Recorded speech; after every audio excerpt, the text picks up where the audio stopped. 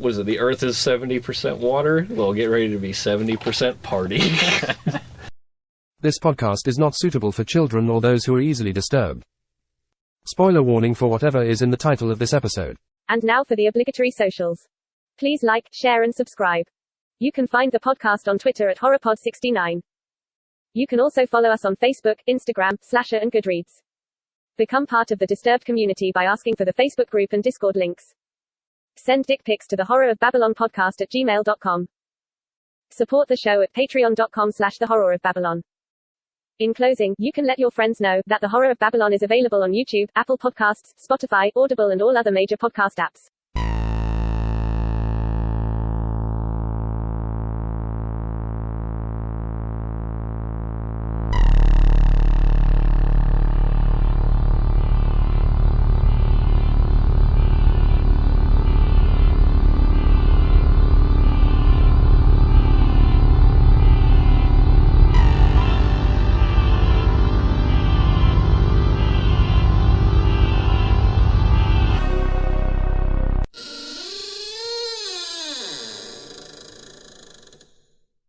Welcome to episode 108 of the Horror of Babylon, where we discuss The Gunslinger by Stephen King.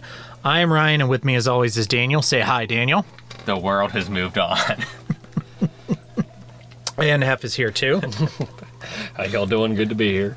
The podcast went off across the desert, and its patrons followed. Thank you to Abigail the First, Breaker of Chains, Mother of Dragons, and Logan, the Full Metal Patron, and Ben the Fourth, Patron of Hope, and Mia the Fifth, the Rainmaker. She makes it rain, yo. And thank you to Horseman Comics and Gaming, which you can visit in the village of Tull at the Morgantown Mall, Morgantown, West Virginia, the Mall Robinson in Pittsburgh, Pennsylvania. Shop online at shop.forhorsemancomics.com. And if you make it into the store, say hello to Ronald Duchesne, the last gunslinger. I like it. And we are just going to get serious for a moment.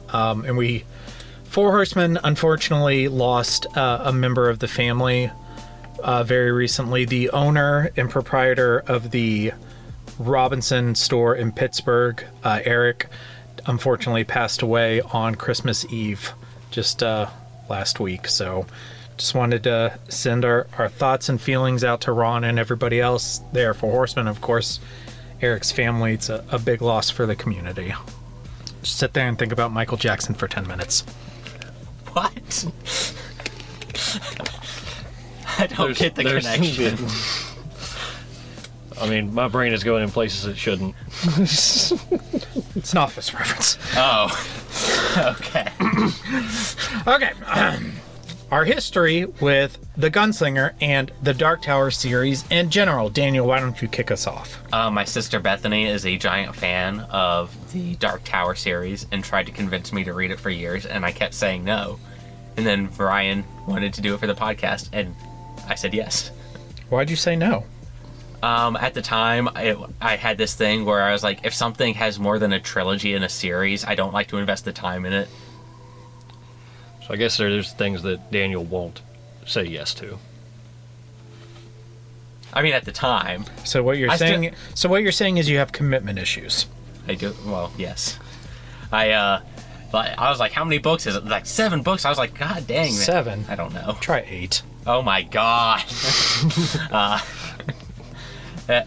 And back then I didn't read nearly as much anyway. I like one-off stories, and I'm like, maximum you should do a trilogy. And one of the reasons for that is like I was a really big fan of Ender's Game, and then I found out there was more books, and each book got progressively worse. And I was like, okay. And then it's like the sunk cost fallacy. And I'm like, well, I'm already this far in the series, and I don't like that to happen again. So I kept saying no. Okay. F. I have no history, like, at all. It just popped into existence. I mean, there's all the most I knew about it before was the awful movie or miniseries, whatever it was that they did. It's a movie. Okay, yeah. I was the most I knew about it, and then, like I said, we'd been reading more stuff, and you're just like, we'll do Dark Tower over like that, and I'm just like, okay, and that's it. I literally have nothing else for this. So, The Gunslinger was the first Stephen King book that I ever held in my hands and said, this is a Stephen King. When I was a kid, I got into movies, Stephen King movies, through the video store. And I remember I had a bad habit of buying books as a kid and never reading them. I have that habit now. I don't know how old I was. When I was a kid, at some point, my mom and I were at Sam's Club, and I always liked to go and look at the books. And they had the Gunslinger there at Sam's Club. And I picked it up and I was like, oh, it's like a Western and it's Stephen King. I was huge into Westerns as a kid. I was like, and it's short. This is going to be my first Stephen King book. And I can finish it. I don't think I ever made it off page 2. Okay. But it was one of the ones that I always wanted to read. And I actually read it for the first time a little over 2 years ago. It was just after we started the podcast, and I think after we read The Stand and Phantoms for the podcast, I then read The Gunslinger and The Drawing of the Three on my own, and I was really excited to keep going. But then Daniel was like, hey, I have this friend who wants to be on the podcast and he really likes The Dark Tower, and I'm like, oh, okay, well, I guess we'll do The Dark Tower at some point, so I'll stop reading them, and that's why I haven't read past those. Talk about Daniel's commitment issues again. I think that friend completely forgot that we do this. Yeah. Well, they're missing out. Yeah. The vampire's a pure myth, superstition. I may be able to bring you proof that the superstition of yesterday can become the scientific reality of today. All right, so jumping into background, let me first start by saying long days and pleasant nights, Ryan said conversationally to his co-hosts. We are here You also frequently talked about tangents of Ronald III, Grampus of whatever the fuck is relevant to the conversation. So I just usually wait for the punchline. Long days and pleasant nights is the traditional greeting in all world. That's how they greet each other in the books. I say sup, dog. Okay. So we are here to discuss The Gunslinger, which is a dark fantasy novel by one Stephen King. Was first published on my better half's birthday, June 10th, 1982. That's not my birthday. The date, not the year. It is book one of the Dark Tower series. It is inspired by the Robert Browning poem Childe Roland to the Dark Tower Came, which was published in 1855. And I'm So assuming... we just took all the names from the poem and went, novel. Did either of you happen to read the poem? No. I worked up until I got here. I have read it. It is a chore. It's the audio version of the poem is 12 minutes long. Oh my god. And I didn't read it. It is an epic poem. I did get through it. I didn't take a lot out of it, but my favorite poems are haikus for a reason. My favorite poems are limericks. Just because they're dirty? Yes. Okay. That's the part of Master Roshi I still approve of. The Okay. limerick parts. It took Stephen King 12 and a half years to finish this novel. And there's actually two versions of this novel. In 2003, the novel was reissued and revised and expanded, much like The Stand. It had modified language, added scenes, changed scenes, and made some changes that were intended to resolve inconsistencies of the later books. So basically, this was the first one, and then as the continuity grew, things in this book didn't work, so he did a revised version. He George Lucas did. He did a lot more than that. Yeah. But if you are doing this on Audible, the version they have is the revised version. Kind of want to read the original version now just to compare notes. I've read both. The first time I did the original, the second time I did the revised, and there are stark differences, which we will get into that. The revised version has an additional 9,000 words, and there is a movie, and It exists. we're just not going to talk about it until we've read all the books, and then we'll watch that movie, and then we can all just.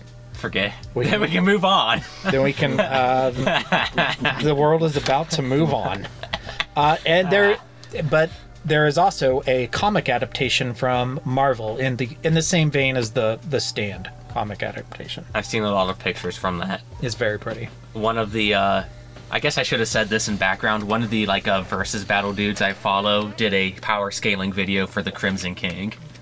That's cool. Another one recently did Superman versus Pennywise, like the true form of Pennywise, and that was a fun one to listen to. That's so abstract. That would be hard to like. It was great to listen to. I almost sent it to you, but I was like, Ryan will not watch this. No, I won't. I hate versus crap. So, but just listening to him talk about the abstractness of Pennywise was great. Yeah, I mean, like, how do you even like quantify? At least like with Superman, you can say, oh, he can bench press these planets, and these planets weigh this much, so he's got this much strength. I don't know. Does Pennywise just show up as John Kent with a piece of kryptonite? What is that? What Clark is afraid of? Probably. He's afraid of Batman. That's not true.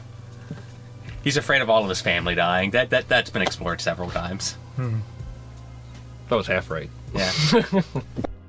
And that's that. Another story in the classic, infallible 3-act structure. Good enough for Aristotle, good enough for The Simpsons. Mr. Sislak, I have a feeling there's going to be one more act to this story. Well, I'm not hanging around for that. 4 acts. Into structure and themes. I've got a bunch of notes, but before we dive into like specifics, I just want to get your guys' general thoughts on the structure of this novel. Hef, why don't we start with you? I feel like the book. I think the book's intention is just to more give you an idea of who Roland is, or at least maybe not who he is, but like I think if he does more like with what he is and like the various things that he experiences as a gunslinger, like the things that he would run into, his quest. Like it kind of gives you what I would consider kind of the bare minimum of like what you need to know for the future books. I'm not gonna lie, like I expected this book to be a lot more, I don't know I'm gonna try to think of how to phrase it. Gunslingy? No, I expected more world building, but because there was kind of different like ways of worlds, it was kind of hard for me to like really grasp a whole idea of what he was doing. I think it has a fair amount of world building in it. It's also possibly the first time I think I was trying to focus a lot more on the character itself, and I feel like I was just looking for things that I shouldn't have been looking for in this book. Like I think I had preconceived notions when I read it, which I think hurt it just a tad for me. Okay. I also had preconceived notions that hurt it just a tad for me. Okay. This is the first book, and this is the only way I know how to describe it, where it felt like I was following a character around, as opposed to like experiencing the story. It honestly felt. What was the kid's name? Jake. Jake Chambers. For most of the book, I felt like I was Jake, just following this dude. I don't want to say the book was boring, but there was parts where I was actually kind of bored. And the only thing that I could compare it to, and this is a very unfair criticism, but you've all seen Clerks 2, right? Years ago. Okay. Yeah. There's a part where one of the dudes is arguing over like why Star Wars is better than Lord of the Rings. So all they do is walk. All they do is walk, and that's what I felt like. I was like, I thought of that scene, was like, I'm following this dude. I'm following this dude again. And that's just what it felt like at sections of the book. Not throughout the whole. There was parts that I really enjoyed, and there were these other parts where I kind of lulled, where I was like, I'm following him again. I'm following him again. This one, I'll tell you what. And I don't know how to describe it other than like the way he progressed his journey felt like I was behind him a couple of steps. I felt like reading this first one was much akin to like, I want to say like late 90s anime, where like the first 4 to 5 episodes were like kind of just like individualistic episodes that just show you what the main character was about. Like Trigun was a good example. Like I felt like this book was kind of like the first 4 episodes of Trigun. I haven't seen Trigun since high school. Well, each of the 4 episodes are kind of like individual things that he does that, of course, you know, you have the idea that he's Vash the Stampede, but like they don't actually tell you until like episode 5. But like the book feels very episodic in how his thing goes through it, so I feel like that was kind of what this book was doing. It feels episodic, even though there is like a singular goal point. Yeah, I kind of get that. You know what I was comparing it to? I was like, and this is unfair because this came out way before. I was like, this reminds me of what it would be like if someone tried to write a Bloodborne novel, where like this world already exists in its state, and you're supposed to be picking up on these environmental cues as to what's going on. And there were times I felt kind of stupid because I wasn't getting it. It's not a traditional narrative. Yeah. And it focuses more on descriptive language, both of the world and of Roland, and focuses less on like plot and maybe it focuses heavily on character but not plot. Yeah, and it's like it gave me hints to what was going on, but I always felt like I was 2 steps behind the character, which made me feel like I was following him as like opposed to like experiencing the story. It feels very much like The Lord of the Rings. The Lord of the Rings is written very similarly, and I think it was almost intentional. Like there's so many Tolkien references in this book, and Hef told me he's almost done with the drawing of the 3. Have you started it yet? No, I'm starting it this weekend. It's the difference between the 2 is night and day, because the drawing of the 3 is like a traditional narrative novel. This is skipping ahead a little bit. My favorite parts of the book were all at the end of the book, like all the long conversational pieces between the Man in Black and Roland. I was like, this is great. This cosmic nonsense. This is what I'm into. My favorite chapter is the first chapter, just Tull. I love all of Tull. Yeah. Yeah. So let's talk about genre, because of course this is not strictly a horror novel. This is a dark fantasy novel, which obviously has a lot of Western elements and also some horror elements. So it is a fantasy novel, and I just said that it feels a lot like The Lord of the Rings, but in many ways it is also very different from like high fantasy novels like The Lord of the Rings. One thing I wanted to point out is that it has a soft magic system. And if you've never heard the term soft magic and hard magic is like Harry Potter, where, okay, so you pick up a wand and you say these magic words, and they do the thing, and it does the thing. Soft magic is more like Lord of the Rings. If you think about Gandalf, like how many times throughout the books or the movies do you see Gandalf perform a spell? Yeah, like they can do a thing, but like how you're getting from point A to point B isn't always exactly clear. Yeah, and it's more mythological. Yes, and this is more on the Lord of the Rings side of that, is very soft magic. Magic exists, and characters can do magic, and they have incredible abilities, but they don't use that magic to like move the plot forward, unlike in something like... And the rules of it aren't nearly as important as to like the scene or how it progresses. It'd be more accurate to say that there really aren't rules. Yeah, it's like or they're hard and fast with them. I know it's not a succubus, but like that one spirit that he interacted with. The Oracle? Yeah. The one he fucks? Yeah.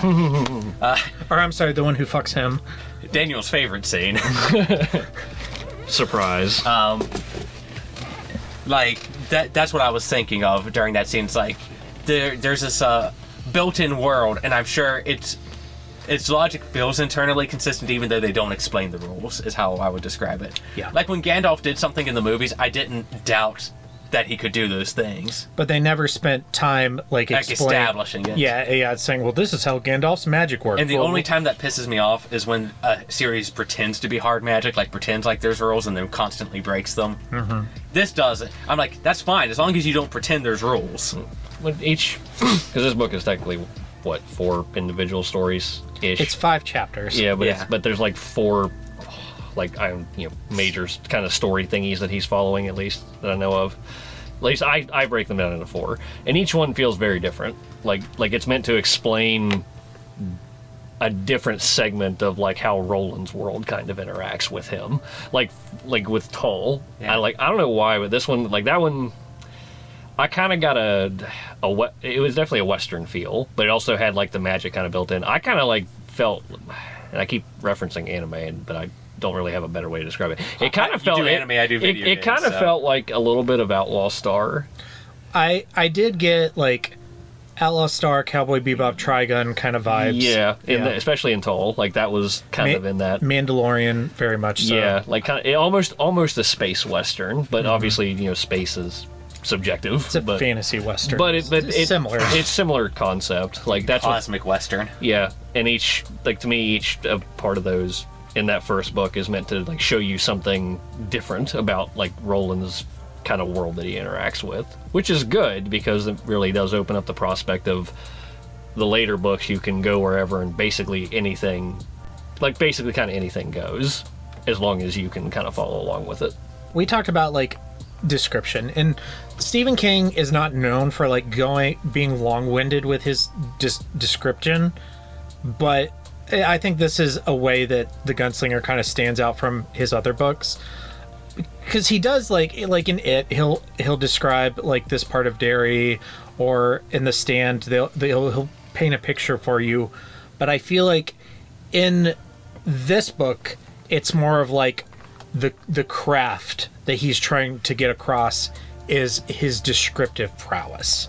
Yeah, he was. I don't want to say experimental, but the prose were a little bit more elaborate. I feel like he was like trying to do his own version of like a Greek epic, a Bible story, Lord of the, sort of even like a Tolkien, like Lord of the Rings. He leaned more into like fantasy prose as opposed to horror prose, I guess. Yeah. I mean, generally in horror books, Gothic literature aside, people speak normally, and they're normally like normal people in horrible situations. Yeah.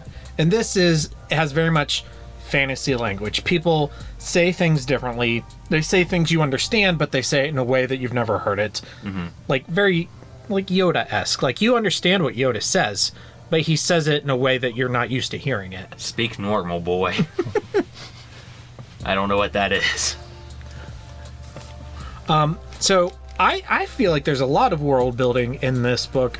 Hef, you said you didn't think so. Can you go further on that? So I think the world building kind of like loses me a bit because, and it's probably more of a personal thing, I do not have a extensive history with fantasy or very descriptive narratives like as far as this. So my opinion is probably colored a lot by that. So for me, like the world building that I kind of lost in it was, I think because the book was a little bit more episodic, because like each section is kind of its own story unto the Gunslinger himself, and I realized that that's kind of the world building that you're trying to get into. Yeah. But I kind of felt like I was getting distracted by every story that was in here because I went in expecting I guess here's point A where your hero starts. They give you some background. Here's the story they follow. It is not a traditional narrative formula. Right. So for me, it is not a hero's journey arc. And I think that was like the prejudice I kind of went in with. Like that's what I expected to read. And we've talked before about like how like expectations versus what you get sometimes is not always the best kind of situation. And with this book, if like with the world building being there, I'm sure it is there. It just wasn't in a way that I'm used to being told it's there. It's less. The world building in this book is less explicit, and you have to infer things more than in the Lord of the Rings. Aragorn would say, "Okay, sit down, hobbits, and I'm going to tell you about the history of the elves in this part of Middle Earth." And there's just explicit world building, whereas it's not that direct here. I want to edit what I said earlier. The hero's journey is here, but it's in a different order than you would typically get it. So for example, like typically in the hero's journey, you have your guide character, your Obi-Wan, your Gandalf, and Roland has that. It's Court, the person who trained him, but the difference is that he loses that character in a flashback at the end of the book instead of at the beginning or towards the middle of the book, and he loses him by defeating him. I choose a hawk. Yeah. What will your weapon be? I choose David. That's new. That was one of the parts where I was like, that's cool. Yeah, it's really cool. Like, you clever girl. Clever girl. Okay. And similarly to a lot of fantasy novels, you don't get this so much in the Gunslinger, but this will become more apparent in the Drawing of the Three. There is a fellowship of characters, like a party, a group of core characters who are that you're gonna follow through the series, and there's the table setting for them happens in the Gunslinger. The Gunslinger is heavy on table setting. It's like the most table settingest novel that ever was written. And the Drawing of the Three is also a ton of table setting, but like the journey to the tower like really starts at the end of the Drawing of the Three. But we'll get into it. Okay, and then just like Western elements, like I think Westerns. I pictured him as Clint Eastwood the whole time. As much as I hate that movie, I picture him as Idris Elba. Yeah. Because I think it just works. And also just like the more I have Idris Elba in my head, the happier I am. I wanted to grow up to be Clint Eastwood. It's pretty cool. How did you picture the Gunslinger? Also like Idris Elba, only because again I know the movie exists and it just sticks. It's real good. Yeah. I think Westerns are kind of like kung fu movies, and then like you have like a dedicated group of people who love them, and then like the rest of the movie going audience is because just I love kung fu movies. Yeah, and everybody I else just don't get Westerns. And I'm I love Western. Well, I don't love them like I did when I was a kid, but as a kid, like it was my number one genre. Yeah. And I can't get into kung fu movies. There's a bunch that I still have to try, like The Good, the Bad, and the Ugly, and just any of the big ones. I say there's exceptional westerns. Like I'm not a big western buff either, but there are a few that I can think of that like kind of like push the border or like I shouldn't say really thing like that. It's the movie Tombstone. It's one of those movies that like people either just absolutely love it. They say it's like one of the quintessential western films. I disagree, but I love Val Kilmer as Doc Holliday. If the only reason to watch Tombstone is Val Kilmer and being Doc Holliday. I like Kirk Douglas as Doc Holliday. A lot of this did feel like a western to me. But that the like I said, the Toll stuff definitely. Like I got a lot of western vibes. There's a lot of times when I watch westerns where I feel like I'm following the cowboy around. Yeah. That's what I felt. I'm like, I'm following this cowboy around, getting ready to shoot somebody as he's looking for the outlaw. The outlaw, the man in black. Do you got salt? I like the western vibe. Like it always feels, there's like this. I like westerns, I guess, penultimate nature. Like they always feel like they're walking towards like their climax. I feel like most people like Western tropes, but don't necessarily like Westerns themselves. And that my evidence to that is The Mandalorian, Cowboy Bebop, like these things that are heavy on Western tropes. I like half of those things. Yep. Outlaw Star, Trigun. Yeah, I mean these are like Western elements, but like not exclusively Westerns. Yeah.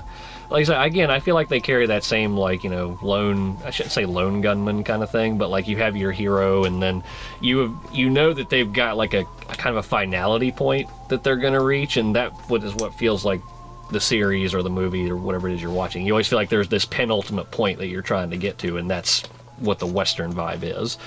And this book very much does that. Like throughout, even from the beginning, you do kind of feel like you're reading all this and it's like they're building up to something. You're just kind of there along for the ride to be like, so what's my penultimate, payoff that I get as far as my Western vibe? And when you get there, it's, I think it was very good when they got to it. Like that part of like the descriptions or whatever, him and the. It wasn't what I was expecting, but I was happy with it. That was my thing. Is I was expecting something very different, and in that particular instance, I was impressed because I wasn't expecting what I got. I'll tell you what I was expecting. You know that scene from Indiana Jones where the dude comes out with the sword and is like flipping it around and just shoots him? I was expecting the Man in Black to start talking, and Roland just That's what I was expecting. Oh, I expected like He tries to shoot him. When they get out of the tunnel, he fires 12 shots and they all miss. Yeah. See, I was the opposite because I was expecting that to be like the final scene. Well, because I went in with the prejudices that I did, by the time I was like halfway-ish through the book, whatever like that, when he meets the guy he finally got, my brain was telling me, he's just going to get away. And he doesn't, which I was supremely glad about. It wasn't in the way that I thought it would. Or does he? And, yeah, so I mean... Worlds upon worlds. But it's defying expectations, so I mean, it's... I liked that element of it, but again, I like the Western kind of... I'm all about the Western, penultimate vibe. Like, how do we get there? Get me to my climax point, says Daniel on every date. Speaking of Daniel's... Doesn't take a lot. Speaking of Daniel's dates, let's talk about horror. Daniel, what horror elements, aside from the literal horrors... Well, there's a lot. You got, like, not zombies, but, like... they're mutants. The mutants. Yeah. Which, again, because I compare everything to video games, Sorry. I was like... The slow mutants. They're the zombies from Fallout, is what I kept imagining. And, Roland's a gun build, so he's, like, focused, pow, doing that shit to him. I think what the real horror elements to this are, like, all come at the end with the, like, cosmology bullshit, which is nonsense that I love, where you make a person feel infinitesimally small, and this is what you're actually up against sort of nonsense. That's frightening to me. It's like, what are you actually up against? God. There you go. And it describes it in such a way that it actually feels insurmountable, and I love that. I'm like, to me, that's truly frightening. Like, if somebody was able to make me see, like, I challenge somebody to a fight, and he goes, okay, this is what you're actually going to be up against, and then showed me, I'd be like, maybe not. That's like Lovecraftian to me, but described in a Tolkien-esque way, is how I would describe the ending. I agree. Okay. So we've kind of already talked about this. Well, we've talked about what's different from a Stephen King novel. There are a lot of Stephen King isms in this book. Yeah. What are some of them? The not-so-great hero. Morally ambiguous hero. Yeah. This one's even, like, leans even harder into it. I think calling him morally ambiguous is generous. This is Vegeta after he took the Majin mark. I'm gonna blow up a stadium to get what I want. But I'll still fight Boo. Yeah. Descriptions of bodily functions, like, I gotta take a piss. Or, I'm sorry, I have to pass water. Do it in the corn. Yeah. Or everybody skronking, like, sex, like, all the time. I really liked his descriptions of sex in this book just because it was a little bit more down to earth. This one felt a little bit more real. My experiences are also different. Continue. Anytime a woman is described, he has to give a description of her breasts. Stephen King knows what he likes. This time this is probably the first and the only time I can think of where he has an overweight woman be the object of sexual desire, as opposed to describing her as like a disgusting monster, even though she is like a monstrous villain in this book. There's a lot of references to things, which I feel like is kind of his own doing, because like this is, I know, supposed to be like his amalgamization of all his worlds and stuff. So I mean, I could kind of pick up on some things.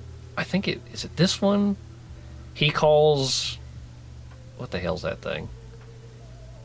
He calls it or something like that. Like that's in the Eye of the Dragon. Is it the Eye of the Dragon? Mm-hmm. God damn it! I read those very close together. Well, then never mind. Okay, I don't know. This book doesn't. It feels different to me. Like, I think just mainly because I've read so much of the horror stuff and whatever, and we're just now getting into like the alternative kind of Stephen King books where they're not as, specifically horror related. So to me, this feels like a hard left compared to what I will I've say read that before. the ending felt like a Stephen King ending to me, but it didn't feel, I guess, as bad as people normally describe them. Like, I enjoyed it for this novel, but it did remind me of like The Stand, or even like It, or like cosmic nonsense right at the end. I feel like most of the Hand of God. I feel like most of the books of his I read, I'd say he's probably like 80-20 on his endings. I think most of them are pretty decent. That's also my opinion. Is I think that the stereotype is overblown. Yeah. But I will give you that I didn't like the Stan's ending was just not. But if you wanted me to describe to you like what a Stephen King ending feels like, I'd be like, it feels like the end of The Dark Tower. The Gunslinger. The Gunslinger. That where, a bunch of cosmological stuff happens. The Dark Tower is book 7, which is the last book. They're coming to get you, Barbara. Into characters, and of course, we have to start off with our titular character, Roland Duchesne, the last of the Gunslingers. Son of Stephen. What do you guys think of Roland? He existed and I followed him around. I was generally the same. I wasn't real propelled by his character. Again, probably because of some of the prejudices I went into. I'm so used to, in Stephen King books, like getting such character depth, like deep dives into the characters. And I just don't feel like that's what I got in this book. I feel like it's there, but you have to work for it more, is how I would describe it. I think this book is all about Roland. It is, but I just don't feel like you get like his. I think it's because he's kind of ambiguous. Like, you don't really. I just couldn't get a good beat on him. Like, he'd go from this merciless kind of person who just shoots up an entire town. Which, granted, they do try to be like, he doesn't feel good about what he's doing, but he's still doing it. I would have done the same thing. But then, in the revised edition. But then in the next chapter, I think, is when he meets the boy. The way station is chapter 2. Yeah, when he meets the boy. So then we go from he just shot up an entire town to now I immediately love this boy. And that's just a huge jump for me. So I was confused. I imagined the boy was like a pet. I was just confused a lot with Roland. Puppy. Yeah, Roland to me, I felt like I was just reading about 2 or 3 very different people because of just the jumping around and stuff in the story. And again, that might just be me, but I just kind of felt like I jumped around a lot with his character. Destiny is a huge theme in the Dark Tower, and it's not that Roland loves Jake. It's that he's supposed to love Jake, and to him, he doesn't love it. This is my take on it after reading it twice. He doesn't love Jake because he loves this kid. He loves him because he knows that Jake's destiny is to help him defeat the Man in Black. Jake is David the Hawk. He used up David, and it cost David his life to defeat Court. And Roland is attached to Jake because he's going to use Jake the same way to defeat the Man in Black. You're a tool boy, and I love my tools. Now he has feelings of love for Jake, but I mean, like, how strong could they really be? Yeah, I think that was just with what happens. I just felt like I was following him around most of the time. I mean, you do. Yeah. It's a really hard feeling for me to describe, where I never felt as invested in him as I wanted to be. Well, something you have to keep in mind is you can't, like, really compare him to protagonists from others. Because, when Stephen King sat down to write it, and he's going to write Bill Denbrough, and he's like, okay, I have one novel to get Bill Denbrough across to these people. Yeah. With this, he's like, this is going to be the first of many novels for the audience to understand Roland. So we're just skating across the surface. Yeah, but I'm telling you how I feel now. Is like, well, I know. So, that was my hope. Is like, I'm hope, because right at the end, again, everything at the end, I was like, and then the book's done. So as a. And it's not a spoiler, but I am going to tell you. So like he said, I had the entire series. I'm almost. Yeah, well, that's irrelevant to what. Like, I am almost done with book 2. Roland's character, like, as far as like what his drive is and what like he is as a man, I much better understand in the second book. Well, that's good, because it's much more fleshed out. Like, it's much more like you're supposed to like because I think it's also helps because it's longer. It's showing you, your other people that are gathering with him, so he has to interact with them. It's more of a traditional narrative. It is. You get to, find out what it's like to have Pepsi for the first time. Yeah, that's actually that was one of my high points of the book, because I just thought that's actually a thing. It's so funny. Oh, that's great. The way it's described is so funny. You are going to love Eddie. Yes, you are. I do tend to like characters named Eddie. Yeah. But so, and that's kind of where I'm falling with this, is just like the second book is much more traditional, and again, that's probably why I'm like you. This one didn't super impress me, but going into the second one, I'm able to pull a lot of that stuff back from the first one, and I could see myself going back and rereading the first one and enjoying it much, much more. It's better on a second read. Yeah. I did get a lot of those vibes. Like, I'm like, I bet a bunch of this stuff will make so much more sense in context, and I won't feel as dumb. Particularly Chapter 3 and Chapter 5. Yeah. But generally, the Gunslinger is generally considered to be the weakest of all the books. But it's also, most people would say that it's all context. The Gunslinger is all table setting. And there's so much payoff for everything that starts to happen here. Mm-hmm. So you can't... You'll see when we get more into them. And I trust that's going to happen, especially because I like Stephen King novels. But this is like at the time when I refused to read the series, is like when I invest into something and then I don't like the first book, but now I'm already in. Mm-hmm. Well, if for whatever reason you don't like the drawing of the three, we'll just stop. Oh no, I didn't hate it. I feel like you and I are kind of on the same page with this one. I think you'll be much more invested in the second one. I think you will like the second one more, but we're not going to read all 8 of these if you guys don't like them. So no, I'm generally on board so far. Like I had my doubts after this one, and then I started the second one, and I think I'm all for these so far. Yeah, I'm starting the second one this weekend, so we'll find out. Yeah. So I like Roland for a few reasons. One is morally ambiguous protagonists are common in horror novels, but they're not common in fantasy novels, at least not protagonists. I mean, it's so much so that Stephen King actually tries to make him more likable in the revised edition. So in the original version, in Chapter 1 in Tull, where all the religious people go nuts and attack him, one of them takes Allie, the girl he's sleeping with, hostage, and puts a gun to her, or is threatening her, is like, Roland, you gotta listen, Gunslinger, you gotta listen to this, or we're gonna hurt your woman. He just shoots her in the head. In this one, Stephen King changes it so that she gets possessed and attacks him, and he has to kill her in self-defense. Mm-hmm. Yeah. And that's explicitly done to make him more likable, or at least less bad. But he's very much, and this is the most level 1 literary comparison that anybody ever makes, but it's so true. He's just that Captain Ahab character where all he cares about is his white whale and goddamn everything else. I was comparing him to Guts from Berserk. I didn't get through much of Berserk. All Guts cares about is finding Griffith and putting his giant sword through him. And he will kill every man, woman, and child in his way to get to his goal.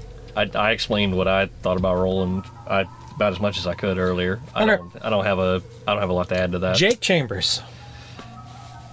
I didn't understand it. Again, that kind of goes with Roland in a bit. I feel like Jake's not really my problem. I think Roland's interactions with Jake, and like I said, it's a level 1 perception on my part, I'm sure, is that, I feel like I was supposed to bond with this boy, and I didn't. I don't think you're supposed to bond with him. I think I was. I genuinely feel like I was supposed to give a shit about what happens to this kid, and I just didn't. I don't know. I loved his interactions with Roland because it was really, really funny to me. It's sort of like Wolf and Cub, but it's not. Or it's like Wolf and Cub if the wolf throws the cub off a cliff, off a bridge. I was literally laughing at parts where he'd be like, explain what that is. Mm-hmm. I don't know what that is. I don't remember. It's from before. I went bowling.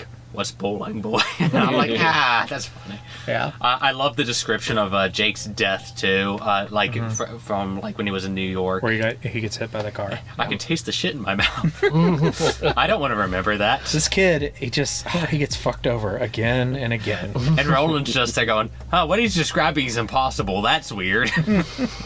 But buildings that scrape the sky. No cities like that exist. This kid's bonkers. But yeah, I mean, Jake is... That's the part of the world building I liked because I got what was going on. I didn't feel dumb when it came to Jake. Jake is less a character and he's more of a tool for Roland's story. Yeah. And they make it obvious from the beginning, or at least I felt like King makes it obvious from the beginning that Jake is going to die, and it's going to be because of Roland. He's going to sacrifice him for his quest against the Dark Man and to get to the tower, which I guess is why I feel like you're not really supposed to like bond with Jake. I mean, you can just feel for him in a general sense because he's a kid and he dies, which is bad, but it's not like, you know, Bill or Bev or Ben where you spend hundreds of pages learning about these kids and then terrible things happen to them. Yeah, he just almost gets molested by a spirit. Yeah. And then Roland takes a turn. Takes a few turns. Okay. The Dark Man. He's my boy. Randall Flagg. Yeah, he's Old Randy Flagg. He's my man. With 2 G's. He literally cucks somebody in the backstory for this. Is great. Yeah. Okay, so there are 2 like big changes with the Dark Man in this book, between the original and the revised edition. Does he not cuck in the original? So, in the original, it's never explicitly said that Martin is the Dark Man. Okay. It's inferred. Okay. But it's never explicitly said. And this was the biggest change that like shook me. In the original version, there's no alluding to the fact that he's not dead. Roland believes that the Man in Black is dead. Like, when I first read this book, I was like, oh, they kill Randall Flagg in the first book? This is so weird. And Stephen King made it more ambiguous in the revised edition. Okay. I mean, his conversation with Roland at the end of the book is probably it's up there as like one of my favorite points of the book. Just I'm like Daniel. Anytime he was talking, I was giddy. Yeah, and like, I think it was because like this is just a strict upgrade from the Randall Flagg I got in the Stand, or like the Dark Man kind of figure, whatever like that. This one was much more captivating, and I know we talked about like time wise as to why the Stand version is probably a little bit more of a problem than what this one is. But I'm like you, I found all his stuff compelling, and I have also grown kind of fond of like kind of that Lovecraftian overall grand scope of absolute absurdity that you just have to like be. And the way he has Flagg describing it all is just bonkers. Yeah, to me. I love it. Yeah, it's a blade of grass inside of an atom, and inside of the atom is the tower. Yeah, you know, and I'm like, oh my god, dude, make me harder. I found this, like, he was just much more, he had more of almost a Dracula feel, I think, in this book, where everything he said was interesting, and you wanted to know more. Like, I genuinely enjoyed the Dark Man in this book. It's funny you say that, because he talks like Dracula, but not from Dracula, but from Powers of Darkness in this book, is how I would describe his language. I agree. I think... What do you... Yeah, okay, you were getting started. I think this is my favorite and my least favorite version of Flagg. It's my favorite version of Flagg in like everything up into the last chapter where he's just like a goalpost. I love that, but I'm not as big a fan of like the cosmic horror and the like. It kind of went one ear and out the other for me. I get that.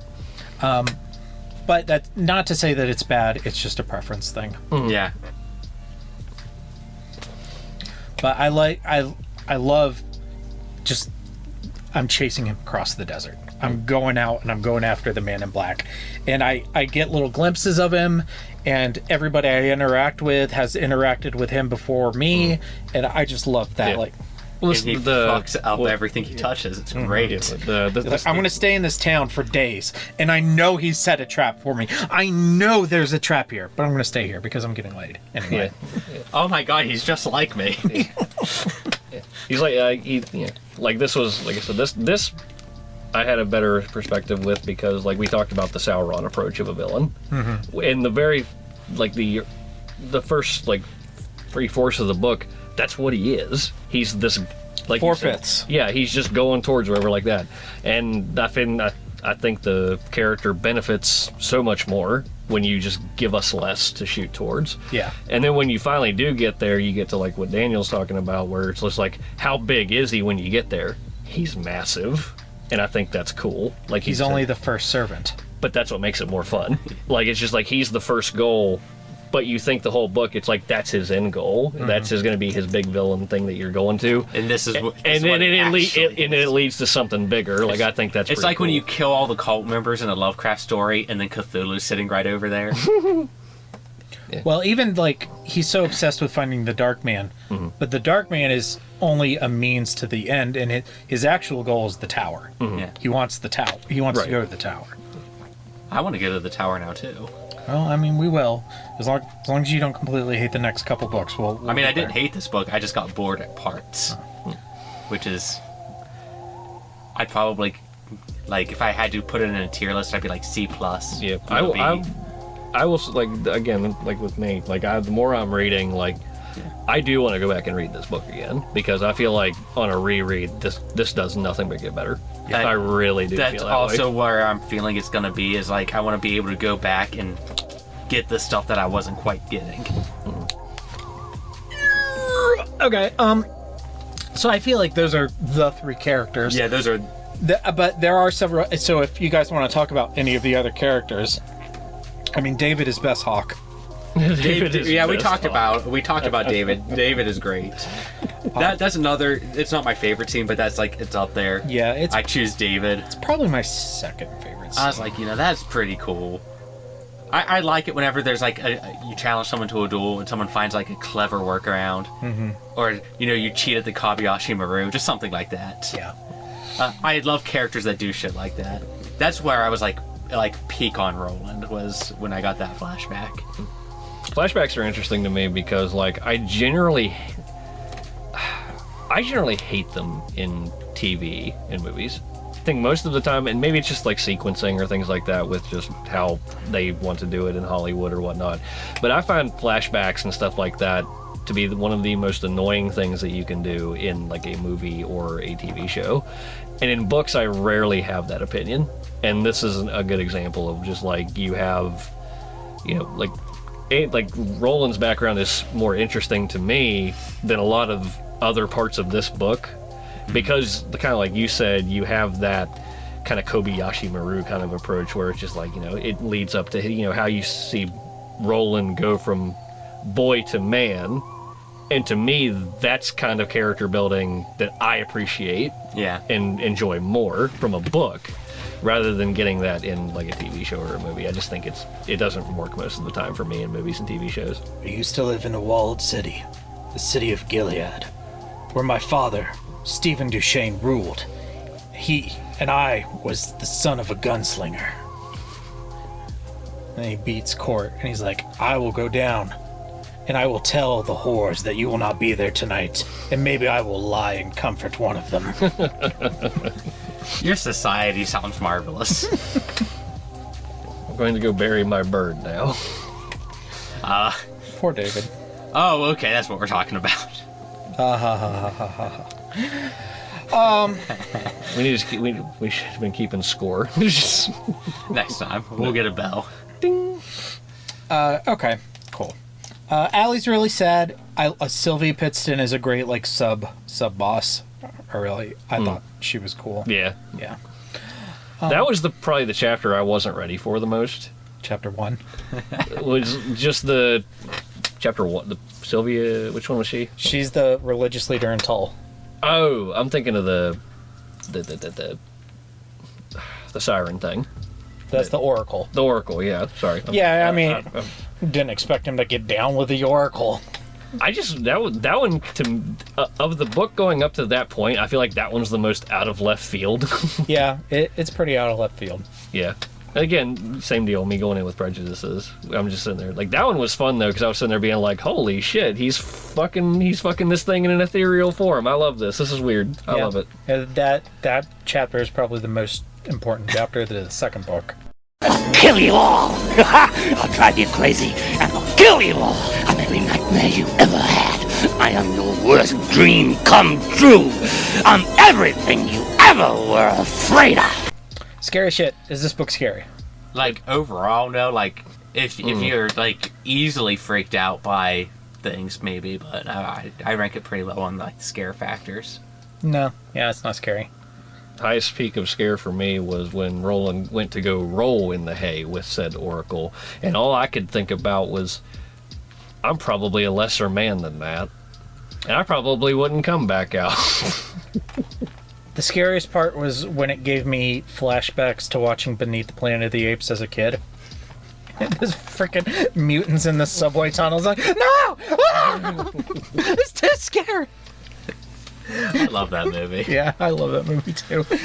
Worship a missile. Fuck, I forgot they did that. It's a great movie. That's the. You said the second one? It's the second that one does have Charlton Heston, right? It's for about a minute. Yeah. Yeah, it's like the first two have Charlton. Yeah, he's like right over there. Yeah. Get off me, you damn dirty apes! That is a hard man to look at. Yeah. The guy who led the NRA for like the past 10 years resigned today. Was it because he watched Planet of the Apes? No, you said it was because he was on the Epstein flight logs. Oops. I actually don't know that. I don't either. Just anytime somebody does something, that's the reason I give. I read the article. I did not read the article. I just read the headline because I didn't care enough. But you said Charlton Heston, which made me think of NRA, which made me think. Yeah. Okay. Yeah. I don't. It's not a scary book. Going through the dark and creepy mutants there are horror elements. If I actually experienced the cosmological shit, I'd probably shit my pants. You probably just explode like Bev's husband. Yeah. Not gonna lie, my brain is now stuck on Charlton Heston and NRA, which my brain is immediately just being like, what is that? The National Resistance of Apes? National Rifle Association. How is Charlton Heston and that related? He's a member of it. He's still alive? I think. I don't know. I honestly don't know. I thought for sure he was dead.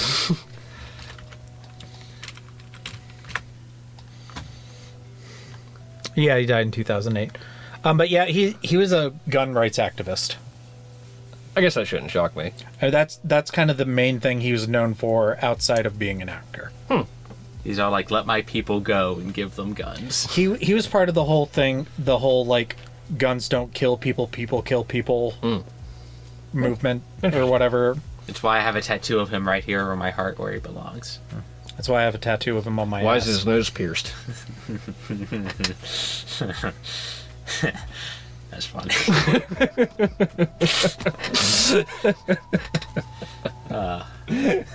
I'm sorry, I didn't mean to. My brain went several different directions, and I'm like, if I don't ask this now, I'm never going to figure it out.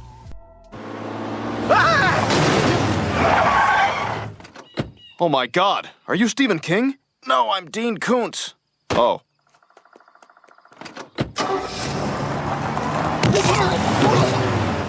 King of Koontz.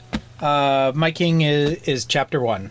It's all. It's a showdown. His abetting of Allie, the description of the man in black bringing the guy back from the dead, the encounter with Sylvia Pittston and how the gunslinger wants to fuck her, and then just how he murders an entire town.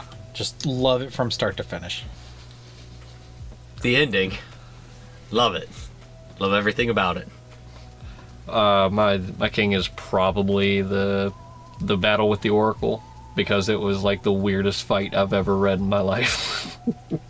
I must please her, but if it pleases me, then I'll die. But if you please me too, then she'll die. Like, it's just so weird. I was sitting in my car listening to this because I drive it. I was 20 minutes late getting into the office because I'm sitting out there at a very decent volume, just listening to this man have abstract sex with some sort of oracle harpy. Okay, I'm done. More! I was waiting for somebody like coming into the office to like knock on the window and be like, coming in, and I'm just sitting there like, no. You're gonna have to give me like 20 minutes here, bud. We should be able to I gotta finish this fight. Oh, is it a cool fight? Yeah, he's fucking her. We should be able to watch a little bit of porn at work. I can watch all the porn at work I want. I do, they just don't know it's me. I might as well have another story for when we're not recording. I guess my Koontz is just, like, there are some pacing. I don't know if it's even pacing, as it's just, like, lots and lots of description, which, depending on how much Tolkien I'm okay, I've been reading lately, I'm okay with that, and sometimes I'm not. I don't think any of it is bad, but I would, unlike Daniel, I wouldn't say that I ever got bored, but there are definitely, like, parts that feel like they're on crack, like the battle at Tull, having sex with the Oracle, showdown with the Man in Black, Jake falling off the bridge, and then there are other parts that are just like, here's a paragraph about this tumbleweed. So yeah, I do remember the tumbleweed paragraph. and that's my Koontz also, is just there were parts where I was just like, I am following this dude around, and my eyes glaze over just a little bit, and then something happens and I tune back in. Yeah, if The Lord of the Rings is written very similarly, but Tolkien is a much better author. My Koontz, not enough sex. Do what? Not enough sex. Not enough sex. That's supposed to be my line. No. My Koontz, like, if you... Last week, I guess, would be... my Koontz would have been... like I said, I was a little bit less than enthused by Roland's character. Like, most of the time, I just wasn't really interested in a lot of, like, the character building that was in it. This week, however, having read, like I said, into the second one, I would actually say that my Koontz was probably the prejudice I went into with the first book. I really do think that my own ideals of what it was going to be like when I started reading it and then what I actually got was what hurt the book the most. That's fair. Yeah. Cool. All right, rankings. Daniel. I liked it way more than Abraham Lincoln Vampire Hunter. I think I'm just going to put it right below Eyes of the Dragon. Your new number 19. Just like the women he's allowed to sleep with now. The word is 19. The word is 19. I'm not catching what you're delivering. The word is 19. The word is 19. If you want to know the truth, say 19. It's what you have to say to the dead guy in order to get him to say what happens after you die. It happened in Tull. Oh. Again, How long ago did you read this? A month and a half ago. I think you should read them a little closer to when we record. Buddy, I'm lucky to fit in reading, like, most of the time. It's my new number 8. Also below the Eyes of the Dragon. And above the Powers of Darkness. Okay. It reminded me a lot of Eyes of the Dragon, only I just really like the characters more in Eyes of the Dragon. Yeah, because he spends a lot more time building up Peter and Thomas.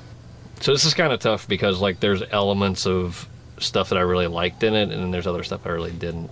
But if you're asking me probably overall, I'd say it's probably number 6, Above the Stand. Below Dracula and Above the Stand. Yeah. At the very least, this book was shorter, and, like, when I did get a payoff, it was a payoff. The payoffs are great in this book. And it had fewer low lows than what the Stand did. To call them climaxes. Yeah. The Stand has the unfortunate problem of just being way too long at a lot of points and having an ending that was less than spectacular. And what it does to Franny. Yeah. Unjust. Love you, Fran. We do love you. We stand Fran in this house. I wish Fran was my nanny. Hashtag give me Dana back. I'm gonna commission a painting, and it'll just have Franny and Mina Harker in Bev. That's a... There's probably AI art for that. If not you, there you are. Okay, Zombie Day. 19. Don't remember this at all. You say 19, that's he'll tell you what happens after you die. And this is not the last time we're going to hear the number 19. I just remember the tarot cards. Okay. Again, rereads will help me. Yeah. Homework. What did a madman entrust to you to give to Jesus? And would you give it to Jesus if you saw him? AIDS and yes. AIDS is not funny. Believe me, I have tried. There are certain topics that are off limits to comedians. JFK, AIDS, the Holocaust. The Lincoln assassination just recently became funny. I need to see this play like I need a hole in the head. And I hope to someday live in a world where a person could tell a hilarious AIDS joke. It's one of my dreams.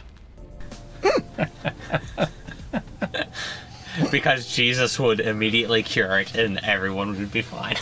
Right, that's the reason. That's the reason. There's no cure for AIDS.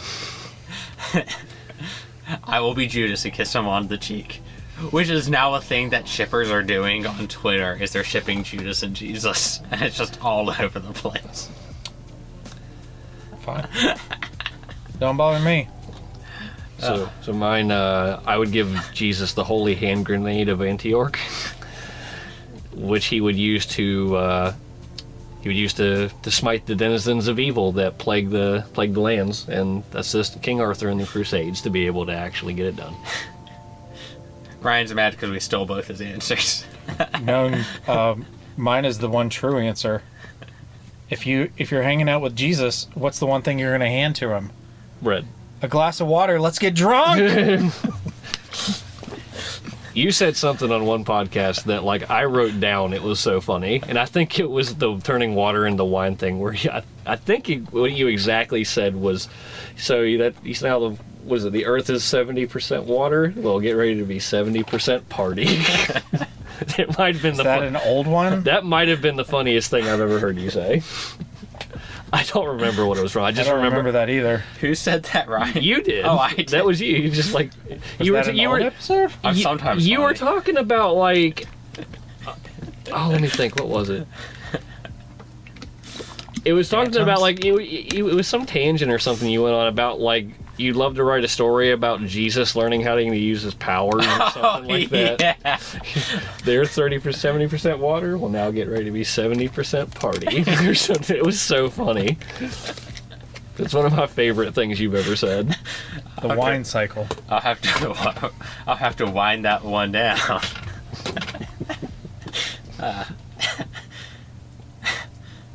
Further reading.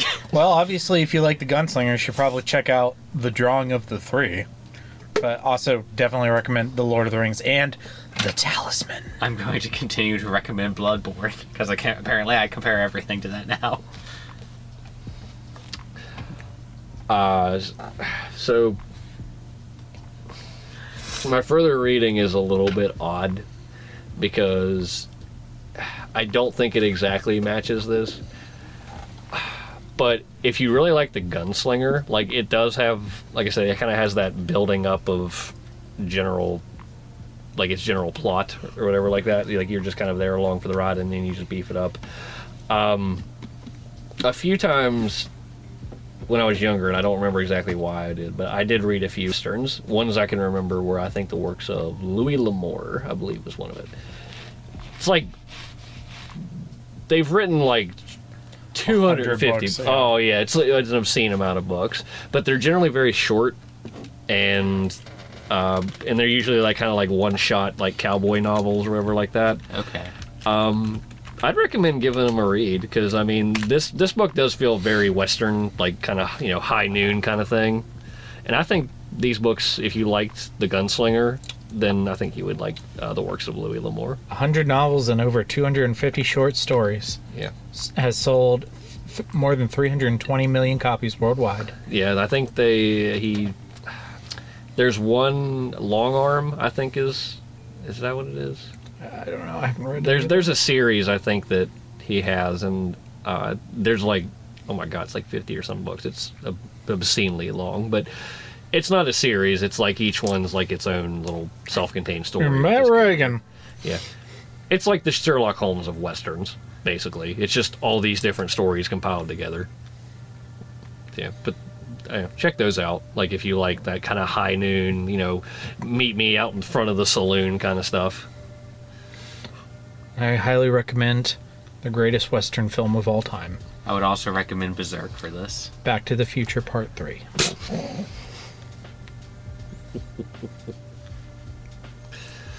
I have not watched those movies in a long time. That's probably worth a rewatch. Oh yeah, they're the best. I'm like, that's another film I'm really scared to go back and rewatch because I keep feeling like I'm not going to like them as much. I can't be impartial when it comes to Back to the Future, but yeah, they're the best. Okay, upcoming on the Horror of Babylon this coming Sunday, we are wrapping up Let the Right One In coverage with a double feature episode where we review Let Me In Crossroads and Let the Old Dreams Die. And then the following Sunday, we are finally getting into Goosebumps. And Daniel and I are like, let's do some easy stuff. And I was like, all right, let's read a Goosebumps book and then let's watch the 2 Goosebumps movies. And we're like, okay, well, what do we read? So I was like, I don't know. So I came up with 5. I'm like, here's a list of 5. And Daniel made a dumb joke. And I said, fine, that's the one. You made a joke. I think the joke is great. But I'm just going to take it as law. All right, you picked it. Yeah. It'd be funny if we read The Beast from the East because of Luann Noodles. Because the movie takes place in Japan, which is in the East. She's the Beast from the East. I mean, you keep explaining it to me, which makes it even less funny than what it was in the first place. All right, fine. We're reading The Beast, which ironically was actually my favorite Goosebumps book as a kid. So we're reading The Beast from the East. The only thing I could think of as far as a joke is The Beast from the East is what Daniel would like to be calling himself in the bedroom. But I'm a Westerner. Yeah, which is why you would like to be from the East. Would like to be. I am a weeaboo. They prefer weeb now. I think we have to say weebas. I've not heard weebas.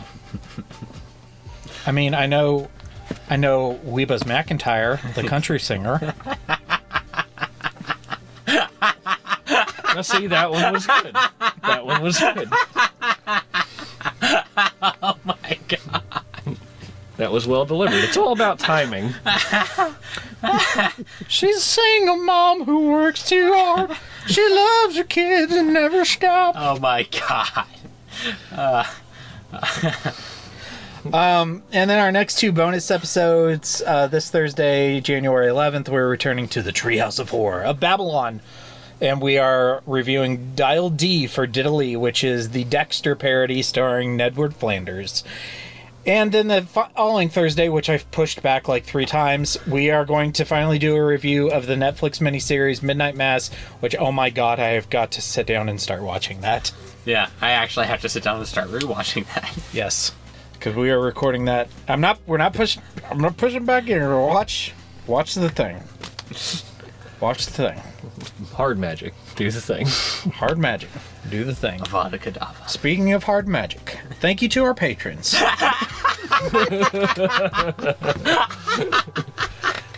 Abigail the First, Breaker of Chains, Mother of Dragons, and my stomach. That's not a patron. Full Metal patron. If you were more like the Tin Man, you wouldn't have a painful stomach. Oh no. And Ben, Patron of Hope, and Mia the Fifth, the Rainmaker. No, I want to see him do this. I want to see him do this. Breathe, Daniel. Make it rain, Daniel. I'm trying. No, do it now. This is going to be better. The mic even picked that up. Okay, I'm okay now. Settle down. Okay. Oh, all right. And thank you to Four Horsemen Comics and Gaming, which you can visit at the Morgantown Mall, Morgantown, West Virginia, the Mall, Robinson, and Pittsburgh, Pennsylvania. You can shop online at shop.fourhorsemancomics.com. And if you make it into the store, say hello to Ronald III, Grampus of Christmas, who is secretly just the biggest Weeba McIntyre fan. He's a man that you can go in and ask for a widget, did you?